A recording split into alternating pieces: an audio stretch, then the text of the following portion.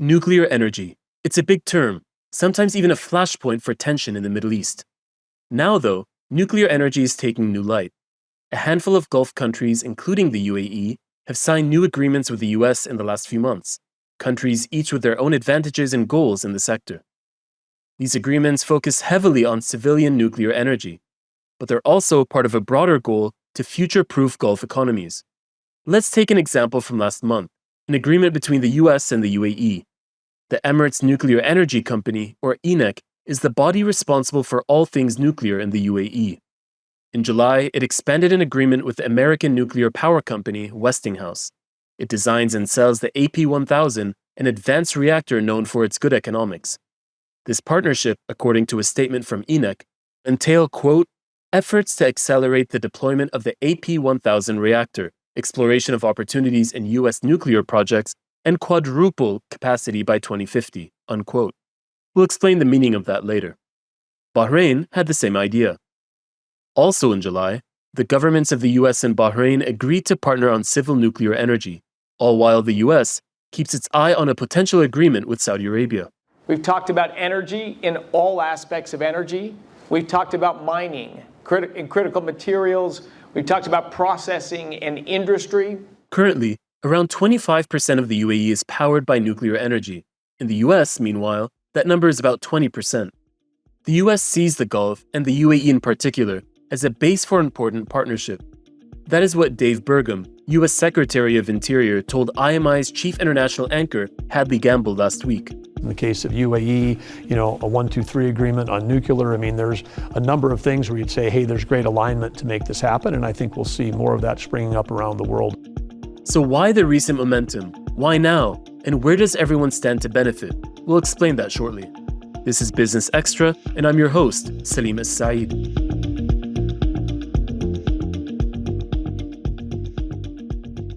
The demand for nuclear energy is rising, and fast.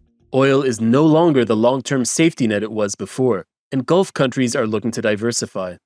Also, amid the race for AI supremacy, Gulf states aim to be future leaders and see nuclear as necessary to meet massive power demand of data centers.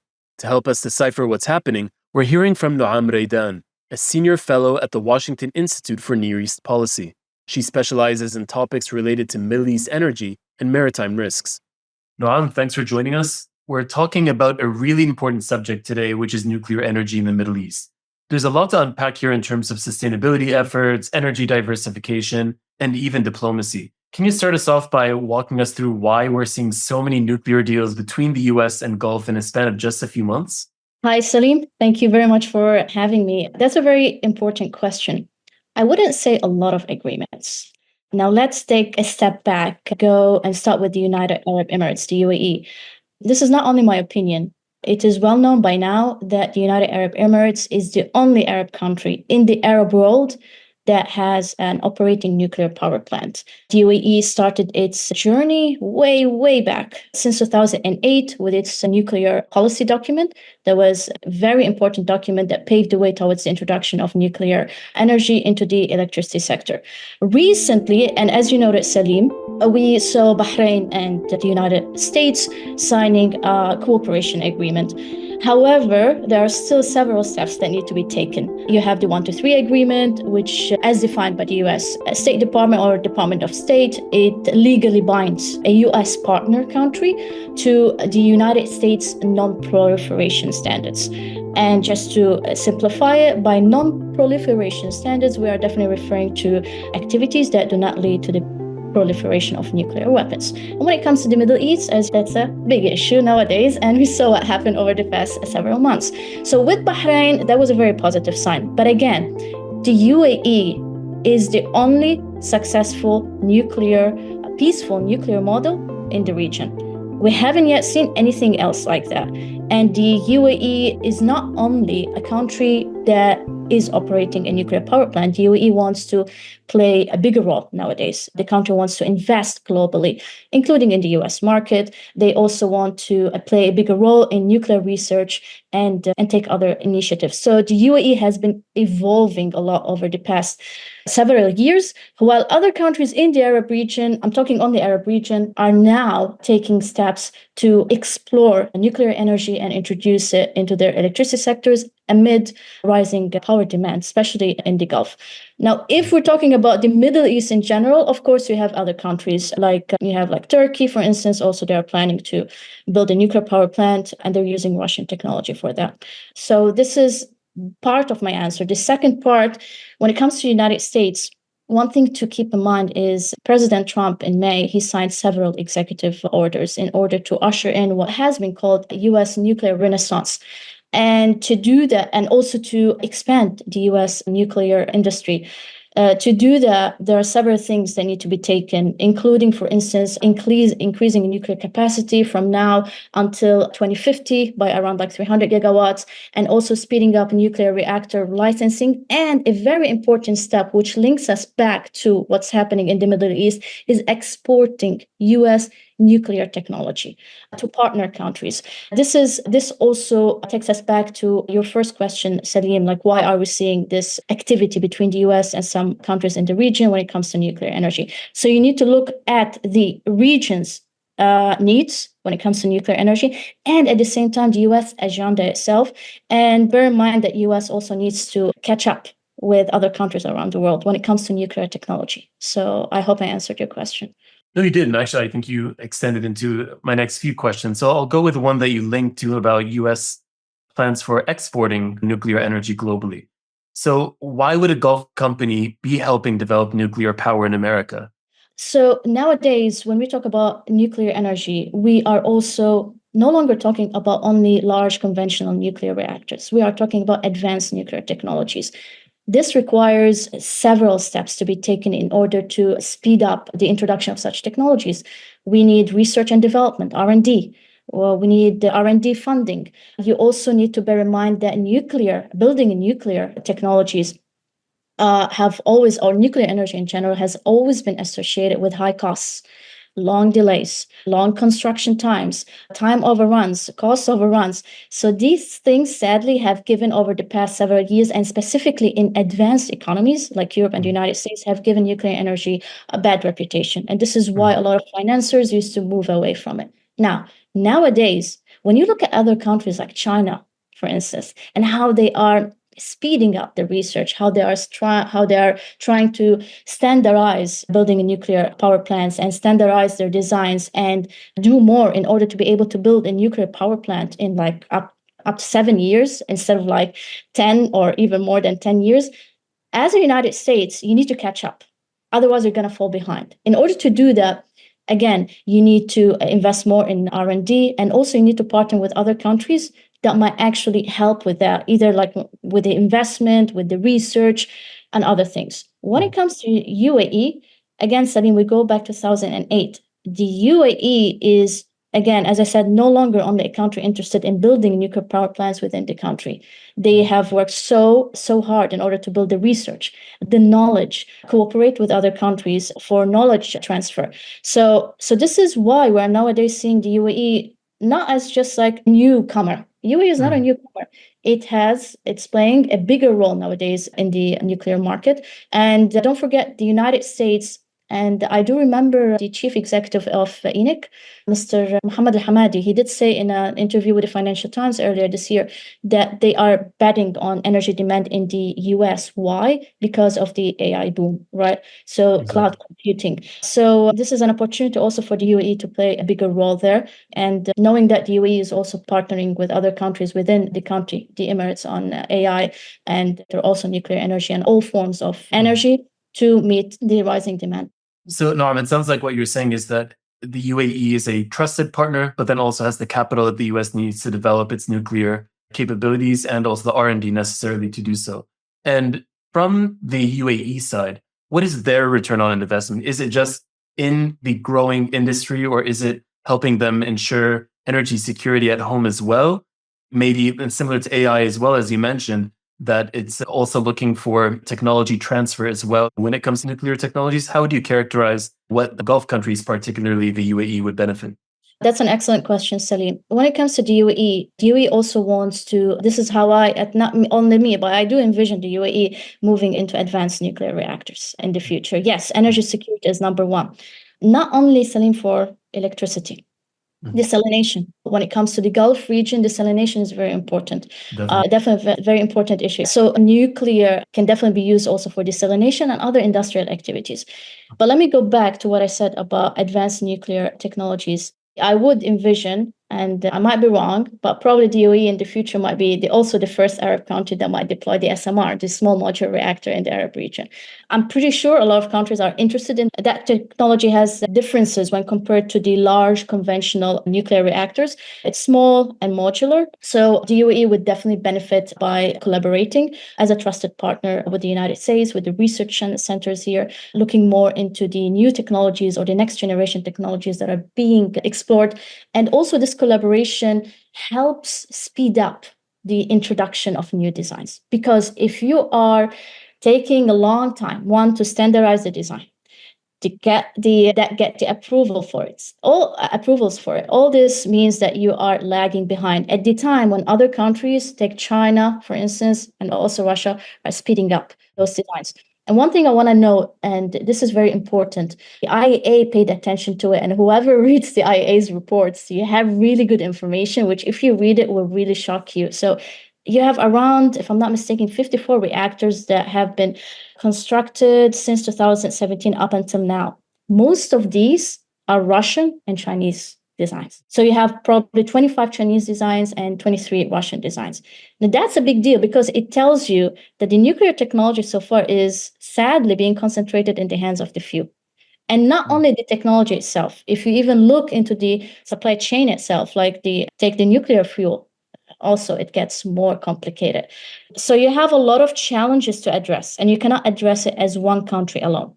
And when it comes to the UAE, although it's in the Arab world, it's in the Middle East, but still, as you said, you use that word, it is a trusted partner. And so far, I don't see any other country in the region like the UAE. There's so many points actually I want to address in what you said, but to start off with, how far then would you say other countries, maybe that like Bahrain and Saudi Arabia and even Turkey, are in this process to, for example, to be a leading partner with the US? What made the UAE a really successful model, a reliable partner, is clarity and transparency on its nuclear activities. If you don't come up with a policy like what the UAE did in 2008 and show that you are committed to full transparency, that you are committed to the highest standards of non-proliferation, that you are willing to work closely and always with the IAEA, which stands for the International Atomic Energy Agency. If you don't do these things, it's going to be very difficult to cooperate with countries like the United States. Why? Because you won't be able to get the technology transfer. The UAE took several steps from its policy document in 2008 to the 123 agreement with the United States, working closely with the IAEA. So we're talking about more than a decade of transparency from the UAE. But also, it seems like advancement, correct? So of infrastructure, they also built it not just because I think maybe Saudi Arabia is in early thoughts, but they don't have the infrastructure at the moment. Saudi Arabia, it's the nascent nuclear program. So absolutely you cannot compare it to the UAE. This is, again, I go back to saying the UAE is the only successful, peaceful nuclear model we have in the region. So the UAE started construction, if I'm not mistaken, 2012. They connected the first unit or reactor 2020. September 2024, the fourth and final reactor came online. And back then, if I'm not mistaken, it was already nuclear as well as solar renewables were contributing by September 2024 to about, if I'm not mistaken, 22% of the total power generation throughout the 7 Emirates in the UAE. And you also mentioned some very telling numbers in terms of how many Russian and Chinese reactors already exist.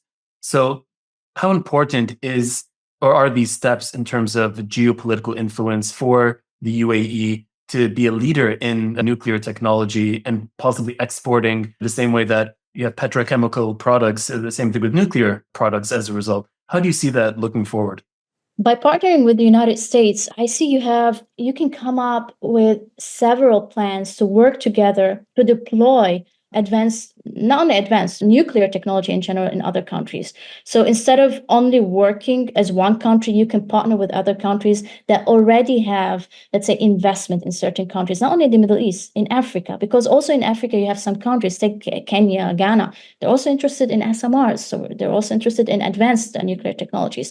So by partnering or by forming a partnership, really close partnership with the UAE, between the UAE and the US, you can explore markets overseas, globally. But again, of course, you need a trusted partner, and the UAE has proved itself so far. So this is one. And two, the UAE can play a very important role, again, on policy.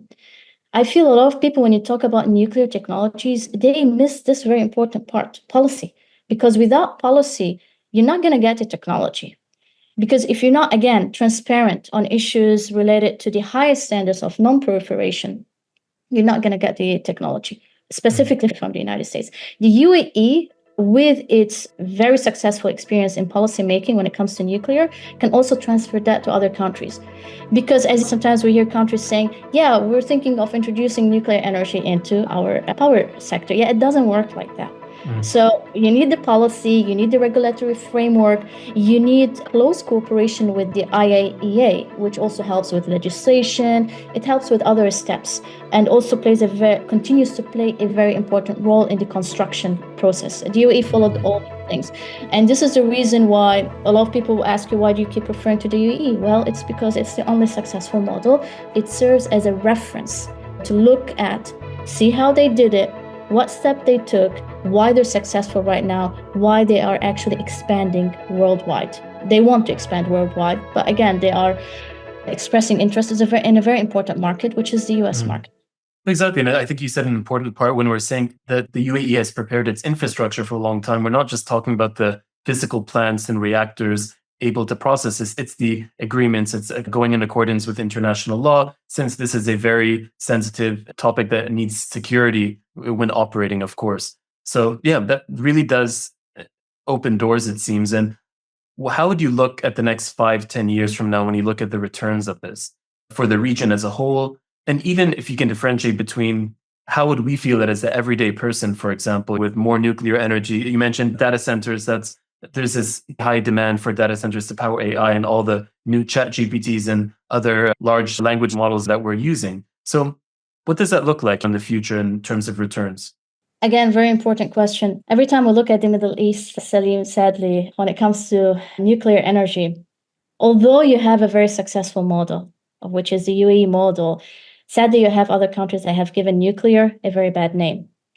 And a lot of people, whenever you say nuclear, all they can think of is nuclear weapons. That's wrong. We are beyond that nowadays. There's a difference between nuclear energy for peaceful purposes to generate electricity, meet people's demands, industrial demand in the industrial sector.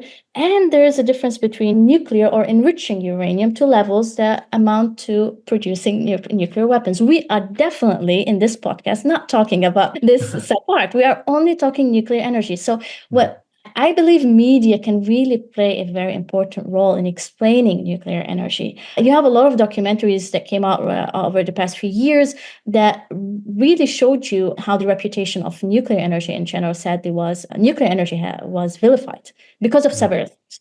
But nowadays, we again live in a period right now where it is very clear that the US wants to quadruple nuclear capacity in the next decades. It's very clear that even in the Middle East, countries are aware of the changes, the climate in the region. They are aware of the water crisis in the region. And also countries are serious in the region about the issue of emissions.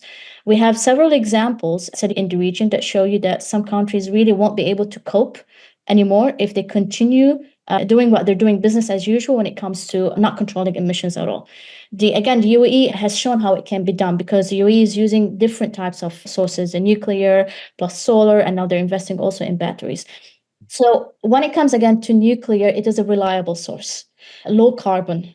If the costs in the upcoming years, again, although we have new technologies that are being explored and you have plans to deploy some of them, and I'm referring to SMRs, if these manage to bring down the costs, if they also manage to show that, yes, nuclear energy can be built in a short period of time and we can really avoid the long construction periods, then nuclear can start playing even a bigger role with renewables and with other sources of energy, specifically gas. Because if we cannot imagine the next years without fossil fuels.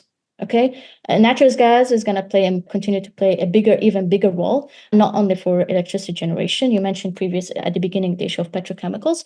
So nuclear, I do see nuclear playing a bigger role, but this is going to depend again on one, the deployment, and two, the research that needs to be done in order, one, to standardize certain designs, specifically in the US, train the workforce. Don't forget, the workforce is very important. China has actually focusing on these things, and that's why you see them building it really fast, at a fast pace. So all these things need to be addressed first, and then we can start having a better vision for nuclear. But for now, we know that nuclear is going to definitely play a bigger role. When it comes to AI and data centers, you have companies that are still committed to lowering emissions. And for that, they need low carbon energy sources. But again, I would say, not this decade, but the following one, we might start seeing really more noticeable changes. But again, several things need to be addressed. Again, the high cost of nuclear, the construction times, standardizing designs, and the workforce. So all these things, once we start seeing these things being addressed seriously, then we can start having a better image for the role nuclear will play. But to keep it short, it's definitely needed because energy demand will continue to rise, and according to the numbers we see from the International Energy Agency. Thank you so much. I mean, you make it sound so exciting about what the future holds, so we look forward to it. Thank you very much, Salim. And that's it for this week's episode of Business Extra.